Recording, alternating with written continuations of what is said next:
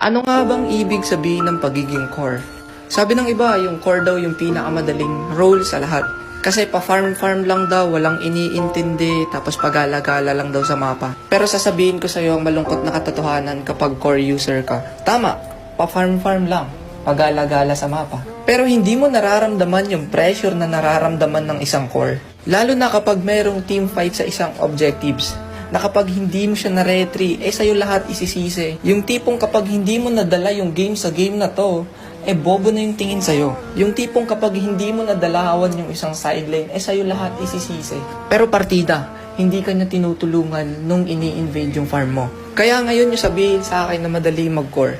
Kung meron mang sobrang galing mag-core, maniwala ka sa akin. Lahat ng trash talk inabot niyan, lahat ng sisi pinagdaanan niyan bago siya maging magaling at nasanay sa ganong kultura. Kaya wag na wag mong sasabihin na madali lang mag-core, please lang, lalo na't kapag Angela lang yung alam mo. Tanginang Angela yan, ka-lightning tranchot. Kaya sa mga nagbabalak mag-core dyan, isipin mo muna kung kaya mo saluhin lahat ng trash talk bago ka lumipat ng role. Etong huling bagay na sasabihin ko ay talagang nangyayari. Alam mo ba kung bakit maraming core na nagkikwit? Dahil hindi nila kinakaya yung pressure.